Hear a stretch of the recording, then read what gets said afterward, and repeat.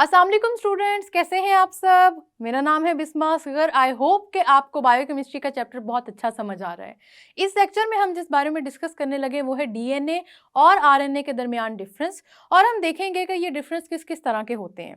बहुत important topic है क्योंकि पेपर में इससे रिलेटेड क्वेश्चन भी लाजमी आता है। तो आइए इन चीज़ों को समझते हैं और लेक्चर की तरफ चलते हैं।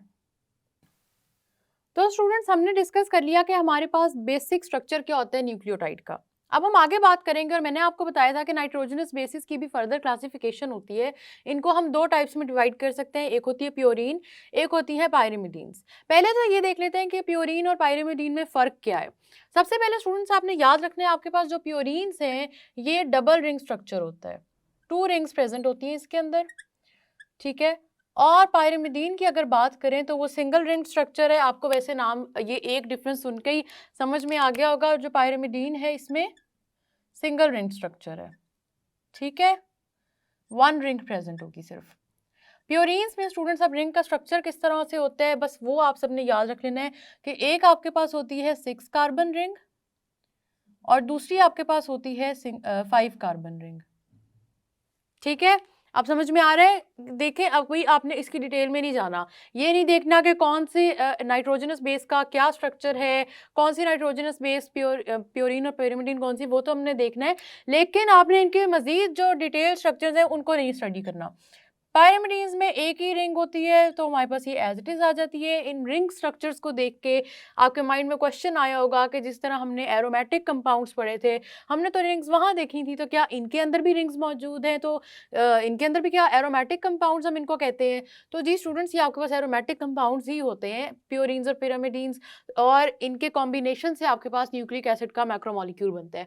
तो आप देख रहे हैं कि न्यूक्लिक एसिड जो आपके पास है वो कितना बड़ा मॉलिक्यूल है, उसमें कितनी सारी चीज़ें एक साथ अटैच होती हैं, ठीक है। आपके पास कार्बोहाइड्रेट भी हो गया, और अब हम देख रहे हैं कि एरोमेटिक कंपाउंड्स भी होते हैं जिसको हम कहते हैं नाइट्रोजनस बेस। प्योरीन के आपके अंदर 2 रिंग्स प्रेजेंट होती हैं हमेशा, और पायरिमिडीन में एक ही रिंग प्रेजेंट होती है। प्योरीन्स अब कौन कौन सी, मैंने आपको 5 बेसिस के नाम बताए थे, वही 5 बेसिस हैं। मजीद हमने कोई बेस याद नहीं करनी, अगर आपने वो 5 याद कर लिए तो बस वही है, डिटेल कुछ नहीं है और, ठीक है। अब आपने याद रखना है कि एडेनिन और गुआनिन ये दोनों आपके पास डबल रिंग स्ट्रक्चर्स हैं, प्योरीन्स हैं, ठीक है। और साथ ही साथ आपने याद रखना है कि साइटोसिन, थायमीन और यूरासिल ये तीनों आपके पास पिरामिडीन्स हैं, ठीक है। ये बात समझ में आ रही है, ठीक है। आपके पास 2 रिंग स्ट्रक्चर होगा प्योरीन्स का, एडेनिन और गुआनिन दोनों प्योरीन्स है, और आपके पास सिंगल रिंग स्ट्रक्चर होगा पायरिमिडीन का, और साइटोसिन, थायमीन, यूरासिल ये तीनों पायरिमिडीन्स हैं, ठीक है। ये बात समझ में आ गई। अब अगली बात यह है कि नाइट्रोजनस बेसिस किस तरह डीएनए और आरएनए में एक दूसरे से अटैच होती हैं। तो आपने याद रखना है कि प्योरीन का और पायरिमिडीन का इकट्ठा बॉन्ड बनता है। प्योरीन्स का प्योरीन्स के साथ बॉन्ड नहीं बनता और पायरिमिडीन्स का पायरिमिडीन्स के साथ नहीं बनता। ये बात सुनकर कंफ्यूज नहीं होना। नाइट्रोजनस बेसिस में जब नाइट्रोजनस बेस जाके अटैच होती है ना स्टूडेंट्स आपके न्यूक्लिक एसिड्स में, न्यूक्लियोटाइड्स में, तो क्या होता है, ऐसा नहीं होता कि आपके पास सिर्फ कोई एक नाइट्रोजनस बेस अटैच होगी पूरे के पूरे स्ट्रक्चर में, ऐसा नहीं होता। आपके पास सारी बेसिस प्रेजेंट होती हैं जो डीएनए की है। जाहिर सी बात है डीएनए में फिर यूरासिल नहीं होगा, थायमीन होगा, और आरएनए में आपके पास यूरासिल होगा, थायमीन नहीं होगा, लेकिन प्रेजेंट ये सारी की सारी होती हैं। तो इनके आपस में बॉन्ड बनते हैं, ठीक है। ये बॉन्ड किस तरह से बनते हैं आप सबने याद रखना है कि हमेशा प्योरीन बॉन्ड बनाते हैं पायरिमिडीन के साथ, और इस तरह से ये आपके डीएनए मॉलिक्यूल में प्रेजेंट होते हैं और आरएनए मॉलिक्यूल में प्रेजेंट होते हैं, ठीक है। आपके पास प्योरीन का और पायरिमिडीन का बॉन्ड बनता है। इसका मतलब ये है कि एडेनिन और गुआनिन एक दूसरे के साथ बॉन्ड नहीं बनाएंगे, ना ही साइटोसिन, थायमीन, यूरासिल एक दूसरे के साथ बॉन्ड बनाएंगे। इनकी बॉन्डिंग हमेशा प्योरीन की पायरिमिडीन के साथ होती है, और फिर जाके आपके पास नाइट्रोजनस बेसिस अटैच हो जाती हैं न्यूक्लियोटाइड्स में। ये बातें समझ में आ रही हैं। अब प्योरीन और पायरिमिडीन की बेसिस जिस तरह ये अटैच होती है ना एक दूसरे से, जैसे बॉन्ड्स बनते हैं, आगे वो भी बहुत डिटेल्ड बात है। जैसे आपने याद रख लेना एडेनिन का बॉन्ड बनता है थायमीन के साथ, लेकिन वो इतनी डिटेल बातें हमारे सिलेबस का पार्ट नहीं है, हमने उन डिटेल में जाना ही नहीं है। सिर्फ इतना आप हमने अभी याद रख लेना कि एडेनिन जो प्योरीन्स हैं ये प्योरीन्स बेसिस जो हैं ये आपके पास बॉन्ड बना देंगी पायरिमिडीन्स के साथ, ठीक है। ये बात समझ में आ गई। यहाँ तक हमारी कहानी थी अबाउट न्यूक्लियोटाइड्स। हम ये देखना चाहते थे कि न्यूक्लियोटाइड्स में हमारे पास कौन कौन से स्ट्रक्चर्स होते हैं। फॉस्फेट ग्रुप मैंने आपको टास्क दिया था कि पता करें फॉस्फेट क्या होता है। अगर आप सबने देखा होगा पुराने नोट्स में से तो सबको याद आ गया होगा कि PO4 3- ये आपका फॉस्फेट ग्रुप है। ठीक है, इस तरह से अब आपके पास बन जाता है स्ट्रक्चर। तो आगे हम चलते हैं, हमने न्यूक्लियोटाइड्स डिस्कस कर लिए, अब न्यूक्लिक एसिड्स को भी बारी बारी डिस्कस कर लेते हैं। जैसे सबसे पहला न्यूक्लिक एसिड हमारे पास है डीएनए। ठीक है, डीएनए की स्टूडेंट्स अब हम बात कर लेते हैं। तो डीएनए का आपने याद रखना है कि सबसे मेजर चीज ये है कि ये डबल हेलिकल स्ट्रक्चर होता है। डबल हेलिकल स्ट्रक्चर का क्या मतलब है, वो वाली बात गौर से सुनिएगा अभी मेरी। डबल हेलिकल स्ट्रक्चर का स्टूडेंट्स मतलब ये होता है कि आपके पास स्ट्रक्चर कुछ इस तरह से होगा। ठीक है, दो स्ट्रैंड्स होंगे जो एक दूसरे के इर्द गिर्द होंगे और आप यूं समझ लें कि एक दूसरे को इन्होंने कवर किया होगा। ठीक है, इस तरह से आपका डबल हेलिकल स्ट्रक्चर बनता है। ये आपका डीएनए मॉलिक्यूल होता है। डीएनए मॉलिक्यूल में हमेशा याद रखना है दो स्ट्रैंड्स होते हैं। ठीक है, टू स्ट्रैंड्स आर प्रेजेंट। अब आपका ये डीएनए मॉलिक्यूल जब बनता है स्टूडेंट्स, तो इसी डीएनए मॉलिक्यूल के अंदर आपके पास न्यूक्लियोटाइड्स मौजूद है और न्यूक्लियोटाइड्स के जो बेसिक हमने 3 स्ट्रक्चर्स पढ़े थे वो मौजूद है। अब आपके माइंड में क्वेश्चन आएगा कि अगर ये दो स्ट्रैंड्स हैं तो ये दो स्ट्रैंड्स एक दूसरे के साथ बॉन्ड किस तरह बनाती हैं। आपने मे बी इनकी कुछ बॉन्डिंग के बारे में 9th में पढ़ा भी होगा क्योंकि सिलेबस का पार्ट था, लेकिन आपने याद रखना है कि ये दोनों जो आपके पास स्ट्रैंड्स हैं, इनके जो बॉन्ड्स हैं स्टूडेंट्स, ये बनते हैं आपके नाइट्रोजनस बेसिस की बेस पे। ठीक है, नाइट्रोजनस बेस है जो इन दोनों को अटैच कर रही है। यही नाइट्रोजनस बेस होगी जो दोनों स्ट्रैंड्स को एक दूसरे के साथ अटैच करेगी, क्योंकि एक स्ट्रैंड के साथ आपके पास प्योरीन होगा, दूसरे स्ट्रैंड के साथ पायरिमिडीन होगा, उन दोनों में बॉन्ड बन जाएगा और आपका ये स्ट्रक्चर कंप्लीट हो जाएगा। ये बात समझ में आई कैसे बनेगा कि एक स्ट्रैंड पे आपके पास होगा प्योरीन, फॉर एग्जांपल एडेनिन है, दूसरी स्ट्रैंड पे आपके पास स्टूडेंट्स होगा थायमीन, ठीक है, जो है पायरिमिडीन, और इन दोनों का बना होगा एक दूसरे के साथ बॉन्ड, जिसकी वजह से आपके पास ये डबल हेलिकल स्ट्रक्चर हो जाएगा कंप्लीट। ये बात याद रखनी है। डीएनए के इसी डबल हेलिकल स्ट्रक्चर के अंदर सारी की सारी जेनेटिक इंफॉर्मेशन स्टोर्ड होती है। ठीक है, जेनेटिक इंफॉर्मेशन क्या चीज होती है? जेनेटिक इंफॉर्मेशन का मतलब होता है कि हम सब की जो, आपने बहुत इजी वर्ड्स में अगर मैं बताऊं तो हमारी जो हेरिडिटरी इंफॉर्मेशन है, मतलब हमारी पेरेंट्स से जो इंफॉर्मेशन आ रही है कि आगे किस तरह फैमिली में वो जानी है, ये सारी की सारी जो इंफॉर्मेशन है वो डीएनए में स्टोर होती है। और सिर्फ इतना ही नहीं है, ऐसा नहीं है कि डीएनए सिर्फ ये डिसाइड करता है कि आपके पेरेंट्स से कौन सी इंफॉर्मेशन जानी, वो तो है, वही तो मेन चीज़ है, लेकिन ये भी समझना ज़रूरी है कि कौन सी इंफॉर्मेशन है जो डीएनए देख रहा होता है। आपने याद रखना है कि जो आपका डीएनए है स्टूडेंट्स, यही देखता है कि हर किसी का डीएनए डिफरेंट होता है। ह्यूमन बींग्स के डीएनए के अंदर ये चीज़ स्टोर्ड होती है कि ये ह्यूमन बींग्स हैं, एनिमल्स के डीएनए के अंदर उनके स्टोर होता है, इसी तरह प्लांट्स के डीएनए के अंदर भी इस तरह स्टोर होता है। तो जितने भी ऑफस्प्रिंग्स होंगे, चाहे वो ह्यूमन बींग्स के हों, एनिमल्स के हों या प्लांट्स के हों, आपने देखा होगा कि ऑफस्प्रिंग हमेशा अपने पेरेंट जैसे होते हैं, डिफरेंट तो होते नहीं है। उसकी रीजन यही होती है। ठीक है, आपके डीएनए के अंदर ये इंफॉर्मेशन स्टोर है। दूसरा ये कि आपकी पूरी बॉडी का स्ट्रक्चर कैसे बनना है, पूरी बॉडी में कौन कौन से केमिकल प्रोसेस होने हैं, फंक्शंस होने हैं, कैसे सारी चीजें बननी है, ये सारी इंफॉर्मेशन भी डीएनए के अंदर स्टोर होती है। तो डीएनए का ये जो डबल हेलिकल स्ट्रक्चर है, आपने याद रखना है, ये सारी की सारी जेनेटिक इंफॉर्मेशन को स्टोर करता है। इसको हम जेनेटिक इंफॉर्मेशन क्यों कहते हैं? क्योंकि देखें, अगर एक नया ऑफस्प्रिंग जिस तरह बन रहा है तो उसकी इंफॉर्मेशन कहाँ से आएगी? डीएनए को कैसे पता लगेगा कि नया ऑफस्प्रिंग कैसे बनाना है? जाहिर सी बात है, नए ऑफस्प्रिंग के लिए जो इन्फॉर्मेशन है वो पेरेंट्स की तरफ से ही आएगी ना। तो पेरेंट्स की तरफ से जो इन्फॉर्मेशन आती है वो ऑलरेडी उनके डीएनए में स्टोर होती है, जो आगे ऑफस्प्रिंग में पास हो जाती है।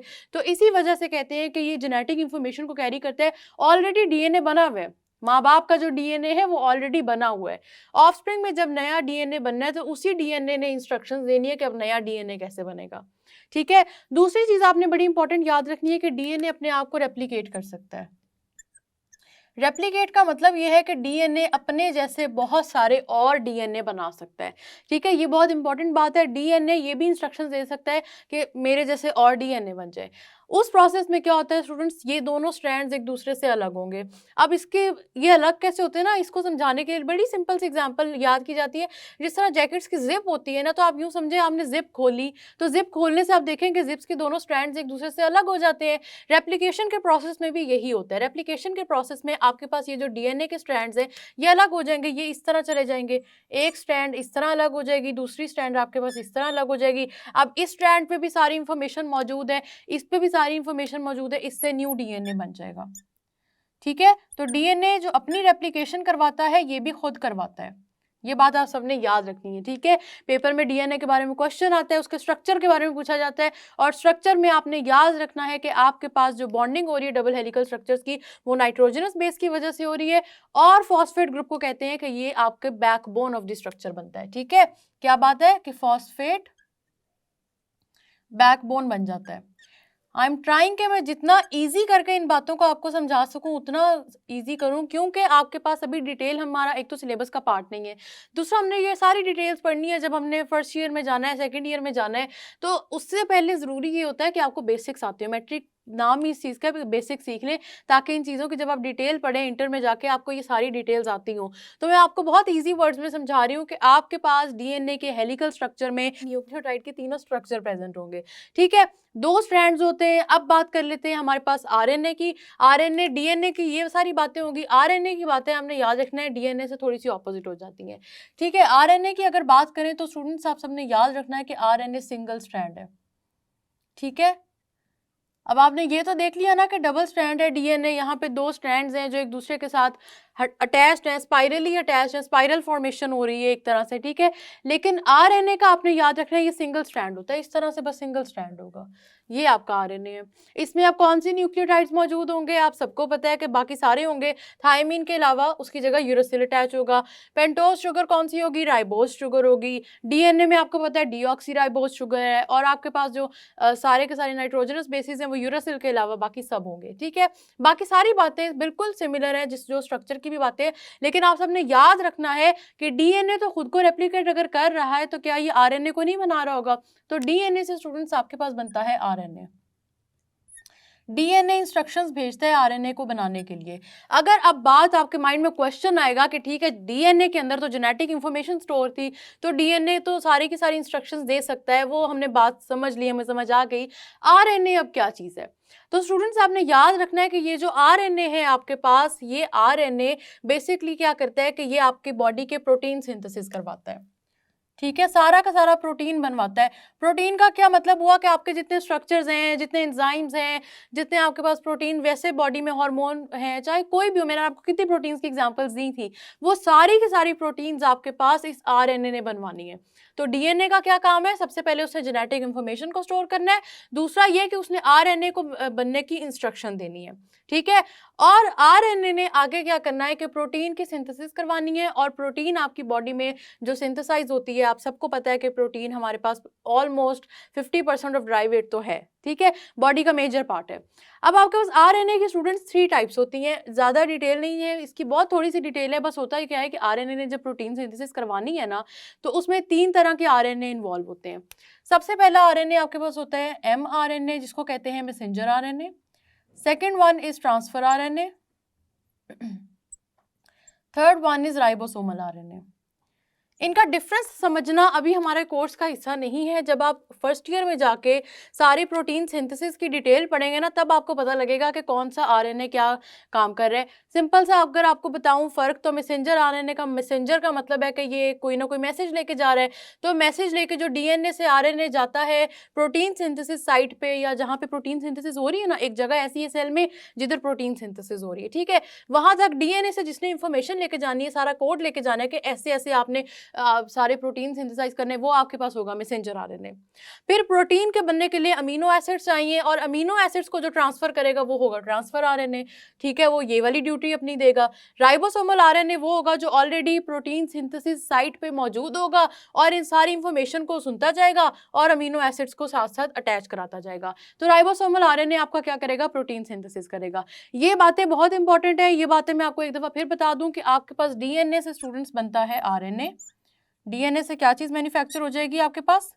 आरएनए, ठीक है। ये बातें इंपॉर्टेंट है, पेपर पॉइंट ऑफ व्यू से तो बहुत ही ज्यादा इंपॉर्टेंट है ना, पेपर में पूछ ली जाती हैं ये बातें और फिर स्टूडेंट्स को समझ नहीं आती, इसे गौर से सुने। और आरएनए से आपके बॉडी के सारे प्रोटीन्स बनेंगे, ठीक है। अब आपके पास सारे के सारे प्रोटीन्स बनेंगे आरएनए से। इन प्रोसीजर्स के थोड़े से नाम डिफरेंट है। डीएनए से आरएनए जब बनता है तो इसको हम कहते हैं ट्रांसलेशन का प्रोसेस। क्या कहते हैं? ट्रांसलेशन हो रही है, ठीक है, ट्रांसलेशन हो रही है ना, एक इंफॉर्मेशन दूसरी इंफॉर्मेशन में जा रही है। तो डीएनए से जब आरएनए बनता है इसको हम कहते हैं ये ट्रांसलेशन का प्रोसेस है। फिर आरएनए से जब प्रोटीन्स बनते हैं इसको हम कहते हैं ट्रांसक्रिप्शन का प्रोसेस, बस अभी आपके सिलेबस में आपने कंफ्यूज नहीं होना, परेशान नहीं होना, सिर्फ ये नाम है, आपने इसकी डिटेल में नहीं जाना। आपको सिर्फ इतना पता होना चाहिए कि कौन सी चीज़ कहाँ से सिंथेसाइज हो रही है, कौन कैसे सिंथेसाइज कर रहा है, ठीक है। आपका डीएनए हमेशा आपका आरएनए बनाएगा, और कोई दूसरी बात नहीं, और कोई दूसरी राय इसमें नहीं है। और आपके प्रोटीन्स बनेंगे हमेशा आरएनए से। ये वो चीज़ें स्टूडेंट्स जिनमें आके ना क्या होता है, आप लोग कंफ्यूज हो जाते हैं, आपको नहीं समझ में आता और याद नहीं रहता कि कौन सी चीज़ क्या बना रही थी। इसे मैं बहुत सिंपल, जितना सिंपल करके बता सकती हूँ मैं बता रही हूँ। अब क्या होता है स्टूडेंट्स, बड़ी इंपॉर्टेंट बात अगली भी सुनने वाली है। क्या होगा कि अगर आपके पास डीएनए के स्ट्रक्चर में कोई खराबी आ जाती है, कहीं पे कोई डिफेक्ट आ गया जिस तरह से, अब अगर आपका डीएनए रेप्लिकेट कर रहा है तो जाहिर सी बात है उस डिफेक्ट के साथ करेगा। डीएनए रेप्लिकेट कर रहा है मतलब ऑफस्प्रिंग में वो उस डिफेक्ट के साथ कर रहा है, साथ ही साथ उसी डिफेक्ट के साथ डीएनए आरएनए भी बना रहा है, उसी डिफेक्ट के साथ प्रोटीन्स भी बन रही हैं। तो जब ये डिफेक्ट खत्म नहीं होता और डीएनए के अंदर कोई प्रॉब्लम आ जाती है ना, कोई डिफेक्ट आ जाता है, कोई चीज़ है जहाँ पे डिस्टर्बेंस हो गई है, उसकी वजह से जेनेटिक डिजीजेस होती हैं। आप सबने जेनेटिक डिजीजेस का नाम सुना होगा, ऐसी डिजीजेस जो कोई बच्चा जब जिस तरह पैदा होता है तो उसके अंदर ऑलरेडी मौजूद होती हैं, फिर वो सारी ज़िंदगी साथ चलती हैं, क्योंकि डीएनए में मतलब जिस चीज़ ने उस बच्चे को बनाया है उसी चीज़ में डिफेक्ट है, वो उसको फिर ख़त्म नहीं किया जा सकता। वो डिजीजेस फिर स्टूडेंट सारी ज़िंदगी साथ चलती हैं। तो जेनेटिक डिजीजेस अगर आपसे कोई पूछे कि क्या होता है, तो आपने याद रखना है कि डीएनए के अंदर कोई डिफेक्ट आ जाता है, ठीक है। डीएनए का डिफेक्ट है, डीएनए के डिफेक्ट की वजह से आरएनए भी डिफेक्टिव बनेगा, फिर प्रोटीन्स भी डिफेक्टिव बनेगी। आपके माइंड में क्वेश्चन आएगा ऑफस्प्रिंग में ये इन्फॉर्मेशन कैसे जाएगी, तो जब ऑफस्प्रिंग ने बनना है स्टूडेंट्स, तो इसी डीएनए ने तो इन्फॉर्मेशन भेजनी है कि ऑफस्प्रिंग में डीएनए किस तरह बनेगा। ये बात समझ में आ रही है? यही तो डीएनए, पेरेंट्स का डीएनए होता है जो ऑफस्प्रिंग के डीएनए को इंस्ट्रक्शंस दे रहा होता है कि ऐसे ऐसे अब आपने आगे बनाना है डीएनए, आरएनए और प्रोटीन। अब अगर आपके पेरेंट के अंदर ही कोई डिफेक्टिव डीएनए है, या समझ लें रेप्लिकेशन के दौरान कोई डिफेक्ट आ गया है, पहले पेरेंट्स में नहीं था डिफेक्ट लेकिन रेप्लिकेशन के दौरान कोई डिफेक्ट आ गया है, तो वो डिफेक्ट खत्म नहीं होता, इस वजह से कहते हैं कि जेनेटिक डिजीजेज हो जाती हैं। और कहा यह जाता है कि आपके पास जो कैंसर है ये भी डीएनए के डिफेक्ट की कोई डिजीज है। अभी इस पे लेकिन स्टडीज़ कंप्लीट नहीं हुई हैं, अभी रिसर्च कंप्लीट नहीं हुई है, क्योंकि रिसर्च अगर कंप्लीट हो जाए और पता चल जाए कि डीएनए में कौन सी जगह पे क्या डिफेक्ट आता है जिसकी वजह से कैंसर होता है, तो इसका मतलब यह है कि आप कैंसर का क्योर ढूंढ सकते हैं। लेकिन अभी तक क्योंकि कैंसर का क्योर इसी वजह से नहीं मिला, ये बात ही समझ में नहीं आ रही कि डीएनए के अंदर कहाँ पे डिफेक्ट मौजूद है, सिर्फ इतना पता लगा है कि डीएनए के अंदर है डिफेक्ट, ठीक है। दूसरी बात आप सबने याद रखनी है स्टूडेंट्स, ये वाली बातें बड़ी इंपॉर्टेंट है। जेनेटिक डिजीजेस क्यों होती है? डिफेक्ट्स हैं डीएनए आरएनए के अंदर, ठीक है। डीएनए के अंदर डिफेक्ट होगा तो ही वो आरएनए के अंदर जाएगा, अगर डीएनए बिल्कुल ठीक है तो आरएनए के अंदर कोई डिफेक्ट नहीं जाएगा। ये बात आप सबने याद रखनी, रेप्लिकेशन के दौरान भी कोई डिफेक्ट आ सकता है। इसी तरह से ये आगे आगे ट्रेवल करता जाता है। आपके डीएनए के अंदर बहुत सारी इंफॉर्मेशन स्टोर्ड होती है, बहुत सारी। डिफेक्ट किस बेसिस पे आता है, क्यों आता है, ये सारे क्वेश्चन अभी क्योंकि हमारे सिलेबस का पार्ट भी नहीं है, ना हमने इतनी डिटेल में जाना है, हमने सिर्फ उतनी डिटेल करनी है जितना हमारे पेपर पॉइंट ऑफ व्यू से इंपॉर्टेंट है। इससे आप सबने याद रखना है कि डिफेक्ट्स हो सकते हैं, बिल्कुल हो सकते हैं, लेकिन उनका आउटकम क्या होता है और वो फिर किस तरह से प्रेजेंट होते हैं, वो सब आपने इस ये वाली जो जेनेटिक डिजीज है इस पॉइंट ऑफ व्यू से याद रखना है। पेपर में किस तरह पूछा जाता है, पेपर में आपसे डीएनए और आरएनए का डिफरेंस पूछा जाता है, आपने न्यूक्लियोटाइड्स की बेस पे इनका डिफरेंस बताना है। साथ ही साथ पेपर में आपसे पूछा जाता है कि डीएनए के क्या क्या काम है, तो डीएनए के क्या क्या काम है आप सबको पता है, वो आरएनए को सिंथेसाइज कराएगा, वो प्रोटीन को सिंथेसाइज कराएगा। इनफैक्ट आपकी बॉडी में जितने फंक्शंस हो रहे हैं वो सारे करवा ही डीएनए रहा है, सारे का सारा इंस्ट्रक्शन जो आ रहा है वो डीएनए की तरफ से आ रहा है। इसलिए आपने याद रखना है डीएनए को लाइब्रेरी भी कहते हैं। लाइब्रेरी कौन सी जगह होती है? जहाँ सारी की सारी इंफॉर्मेशन स्टोर होती है। तो आपकी बॉडी ने क्या करना है, कैसे इसने अपने अंदर सारे काम करने हैं, ये सारी की सारी इंस्ट्रक्शन आपके डीएनए के अंदर स्टोर होती है, और इसीलिए डीएनए को कहते हैं लाइब्रेरी, ठीक है। ये लाइब्रेरी है, इसके अंदर सब इंफॉर्मेशन है, इसी ने बताना है पूरी बॉडी को कि कहाँ पे क्या कैसे करना है, और सिर्फ आपकी बॉडी को नहीं बताना, इसने आगे ऑफस्प्रिंग्स के लिए भी इंस्ट्रक्शंस आपके डीएनए ने भेजनी है, ठीक है। तो ये बातें याद रखनी है, पेपर में ये सारे के सारे डिफरेंसेस पूछे जाते हैं, डीएनए और आरएनए के डिफरेंसेस अकॉर्डिंग टू न्यूक्लियोटाइड्स में आपको बहुत डिटेल में समझाने की कोशिश की। आई होप आपको ये सारी बातें समझ आ गई होंगी, ये पेपर में पूछी जाती हैं। तो स्टूडेंट्स अब हम बात करते हैं कि आखिर हमारे पास डीएनए और आरएनए में ये जो दो चीज़ें हमने पढ़ी हैं, आखिर इनमें से किसका क्या रोल है। तो आप सबने याद रखने स्टूडेंट्स कि आपके पास जो डीएनए की मैन्युफैक्चरिंग है वो तो डीएनए खुद कर लेता है, ठीक है। डीएनए अपने आप को क्योंकि रेप्लिकेट कर सकता है, इंस्ट्रक्शंस भेज सकता है, और अपने आप को रेप्लिकेट कर लेगा बिल्कुल उसी तरह से जैसे वो ऑलरेडी मौजूद है, बिल्कुल ऐसा ही है, आइडेंटिकल डीएनए अपना खुद ही अपनी ही इंस्ट्रक्शन से क्रिएट कर सकता है, ठीक है। लेकिन इस डीएनए ने आगे आरएनए बनाना होता है, ये बहुत इंपॉर्टेंट चीज़ है, ये बात गौर से सुनिएगा। डीएनए बनाएगा फर्दर आरएनए, और आरएनए अब आपको समझ जाना चाहिए कि आपका बन रहा है डीएनए से।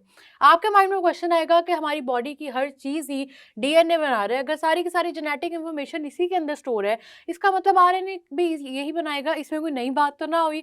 लेकिन आरएनए का क्या काम है, तो आप सबने याद रखना है, बहुत सिंपल सा मैं आपको ये बात बताऊंगी, बहुत इजी सी बात है कि आरएनए ने स्टूडेंट्स प्रोटीन सिंथेसिस करनी है, ठीक है।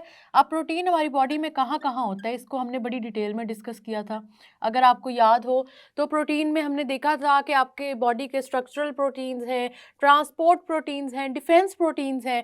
तो आपके हार्मोन्स हो जाए, एंटीबॉडीज़ हो जाए, या आपका नेल्स है, हेयर है, कुछ भी है आपकी बॉडी का 50% ड्राई वेट तो बड़ी आसानी से कह दिया जाता है कि प्रोटीन्स हैं, ठीक है। तो प्रोटीन्स किसकी वजह से बनते हैं, ये बात याद रखनी है, प्रोटीन्स की मैन्युफैक्चरिंग करते हैं आरएनए। तो प्रोटीन सिर्फ वो नहीं है स्टूडेंट्स के आपने अपनी डाइट में ली, खाई और वो आपकी बॉडी में चली गई। प्रोटीन आपकी आरएनए भी सिंथेसाइज करती है बॉडी के अंदर। ये प्रोसेस अभी क्योंकि डिटेल इनकी हमारे सिलेबस का पार्ट नहीं है, आपने जब जाना है फर्स्ट ईयर में, सेकेंड ईयर में, तो इनकी डिटेल आपने बहुत ज़्यादा भी पढ़नी है। तो क्या है कि अभी आपको इस पर परेशान होने की इतनी ज़रूरत नहीं है, सिर्फ बहुत बेसिक और बहुत ईजी वर्ड्स में आपको मैं समझाने की कोशिश कर रही हूँ, क्योंकि अभी अगर आपको ये बेसिक समझ आ जाएगी तो इंटर की डिटेल भी समझ आ जाएगी। अभी कन्फ्यूजन हो गई तो बाद में ये चीज़ें समझ में नहीं आती, ठीक है। तो डीएनए बनाएगा आरएनए, और इस प्रोसेस को क्या कहते हैं स्टूडेंट्स, आपने याद रखना है, इस प्रोसेस को कहते हैं ट्रांसक्रिप्शन। यहाँ पे नाम देख के सुन के कंफ्यूज नहीं होना, ये नहीं समझ लेना कि पता नहीं क्या मुश्किल चीज़ है, पहले ही इतनी डिटेल पढ़ी है। पहली बात तो ये कि इन प्रोसेसेस की डिटेल आपका सिलेबस का पार्ट अभी है ही नहीं, तो हमने वो पढ़नी भी नहीं है। लेकिन नाम पता होने ज़रूरी है, क्योंकि मैट्रिक हमारी बेस है, और अगर मैट्रिक में हमें ये चीज़ें नहीं पता होगी तो फिर आगे जाके बड़ा मसला होगा। साथ ही साथ आरएनए ने जब प्रोटीन सिंथेसिस करनी है स्टूडेंट्स, तो इस प्रोसेस को हम कहते हैं ट्रांसलेशन, ठीक है। तो ट्रांसलेशन और ट्रांसक्रिप्शन का प्रोसेस अभी डिटेल में आपने फर्स्ट ईयर में पढ़ना है, लेकिन बेसिक याद रख लेना है कि डीएनए आपका बनाएगा आरएनए, और आरएनए से आपके पास होगी प्रोटीन की सिंथेसिस। अब आरएनए की फर्दर स्टूडेंट्स आप सबने याद रखना है 3 टाइप्स होती हैं, उसके भी सिर्फ नाम ही हमने देखने, हमने उसकी डिटेल इतनी नहीं देखनी, ठीक है। टाइप्स ऑफ आरएनए की अगर बात करें तो स्टूडेंट्स हमारे पास आरएनए की 3 टाइप्स होती हैं।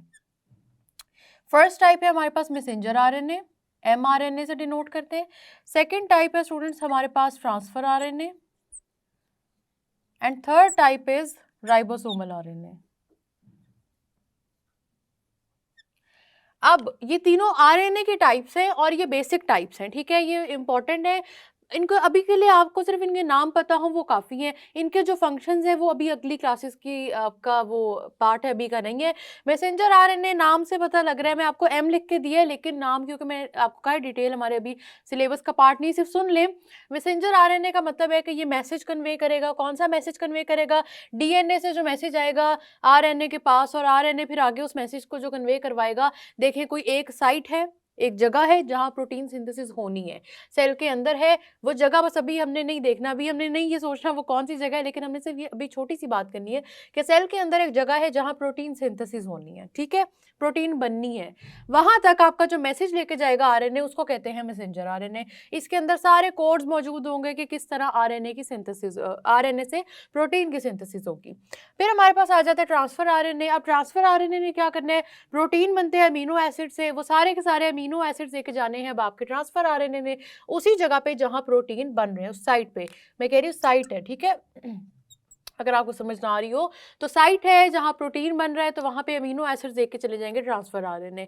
फिर है ribosomal RNA. Ribosomal RNA already वहां प्रेजेंट होंगे जहां पे प्रोटीन सिंथेसिस होनी है, और जो मैसेज आ रहा है और जो अमीनो एसिड्स आ रहे हैं, इन दोनों चीज़ों को ये आइडेंटिफाई करेगा और फाइनल प्रोटीन की सिंथेसिस करवा देगा, ठीक है। ये बात समझ में आई। तो ज़रूरी बात क्या है, अलॉन्ग द लाइन क्या होगा स्टूडेंट्स, अगर आपके पास डीएनए की वजह से आरएनए बन रहा है, और आप ये सोचें कि अगर डीएनए में कोई डिफेक्ट आ जाता है तो क्या होता है स्टूडेंट्स, अगर आपके डीएनए में डिफेक्ट आ जाता है, आरएनए में डिफेक्ट आ जाता है, तो आपने याद रखना है कि डीएनए का इफेक्ट आरएनए तक जाता है, उसका इफेक्ट प्रोटीन तक जाता है।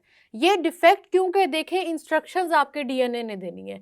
अगर डीएनए में आपके ऑलरेडी पेरेंट्स की तरफ से कोई डिफेक्ट है, या अलोंग द रेप्लिकेशन स्टेज जहाँ पे डीएनए अपने आप को रेप्लिकेट कर रहा है वहाँ पे कोई डिफेक्ट आ जाता है, तो ये कैरी ऑन होके जाता है ऑफस्प्रिंग तक, क्योंकि डीएनए की इंस्ट्रक्शंस वैसे ही कॉपी होती हैं और वैसे ही आगे पेस्ट हो जाती हैं ऑफस्प्रिंग के लिए। ठीक है, इससे आपने याद रखना है अगर डीएनए में कोई डिफेक्ट आ जाता है तो इसकी वजह से क्या होता है, इसकी वजह से जेनेटिक डिजीजेस होती हैं।